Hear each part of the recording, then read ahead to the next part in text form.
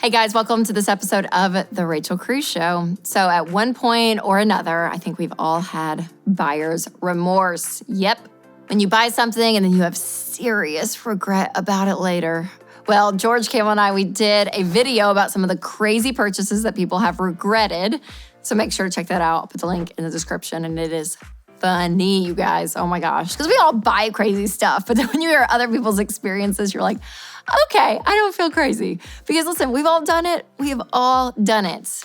I saw this fashion blogger and she had this cute like sweatshirt type, kind of crop top, high-waisted shorts, like loungewear. And I thought, I can do that. Got it? Nope. No, I can't. No, I can't. Oh, we all buy stuff that we think, oh yeah, that'll work. And then you're like, no, no, gosh. It is. It's terrible. And the worst part is you spend money and then you regret it. And if you can return it, obviously that's wonderful. But sometimes you can't. And it's just like, dang it, why did I do that? So we want to protect ourselves against that so that we can save money. And especially during this time with inflation, you guys, how expensive stuff is, more than ever, we have to be aware of this. Now, a lot of people struggle with it, okay? So that's the good news. So you don't have to feel alone.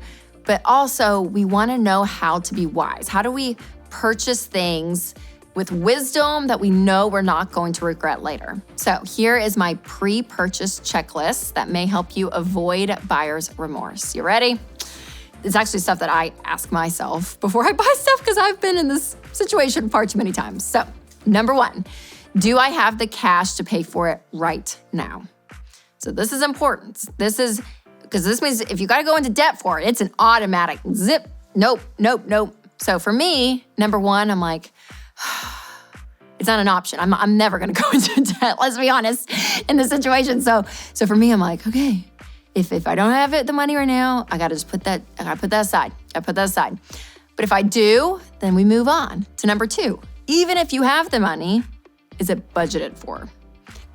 This is a big one because you can kind of finagle and be like, yeah, well, the money's there. But listen, if you have a budget and you know where every dollar's going, that means everything else has been allotted, which means you either have to change your budget. And if you're married, you have to agree with your spouse on it, or you have to say, okay, I'm going to put a line item in next budget and figure out if I can buy it then. Ask yourself this other question. Number three, will I use it?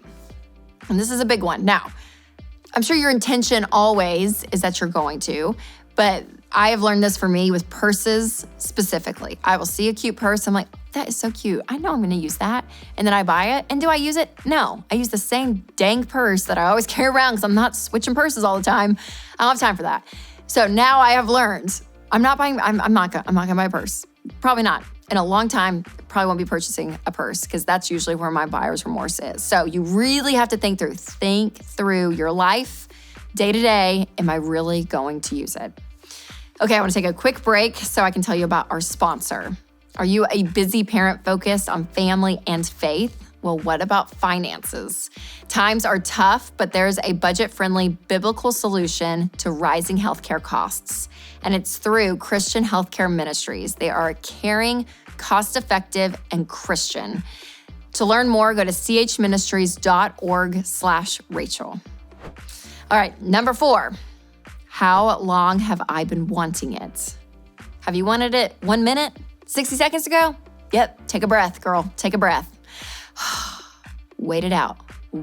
Now, if you've been wanting it for like 2 weeks and you're like, okay, I've really been sleeping on it, it's something I want, then that's a good filter. All right, number five, if nobody sees it, do I still want it? Yeah, that's a little stab in the heart, right? How much of your motivation to buy is for other people and to be complimented and affirmed and all of that, right? If that's your motivation, it's probably not great. But if you think, no, I still want it, I don't care who sees it, but I want this for me, then we can move on. Number six, how long have I known about it? So a lot of social media influencers, they're pushing like really trendy things. And you're like, oh my gosh, I never knew that existed. Now I feel like I need it. No, you didn't even know it existed like 2 minutes ago. So again, wait it out. The biggest thing here is time, you guys. Give yourself time. And if you're still wanting something, then the idea of buyer's remorse probably gets smaller and smaller. So, I mean, it's a tough one. And I'll say this, for me, buyer's remorse recently has been through things that I have forgotten about because subscriptions They are like my enemy. I will sign up for something and have no idea, like 2 little boxes were checked, and then they renew. I got hair products sent to me in the mail. I got a shipping confirmation. I was like, I didn't order that. No, but I had ordered it 3 months ago, and they had put me on a quarterly or every 3-4 times a year on their subscription. I was like, no, I don't need this. So then I had to call and cancel, and then it happened again. No lie, happened again. And I was like, stop it. And then I got an app, the same thing, it renewed. And I was like, what is happening? So I'm just not an organized person. I need to do better, you guys. That is like my fault, 100%. But that's where my buyer's remorses are. So if you're getting a subscription, heads up, look to see, am I checking a box that I don't realize I'm checking, that they're gonna keep me in this dang loop and I have to keep buying this stuff? So it's hard. It just sucks when you spend money and you're like, I don't want that. Or I didn't want that, or I didn't know I was doing that.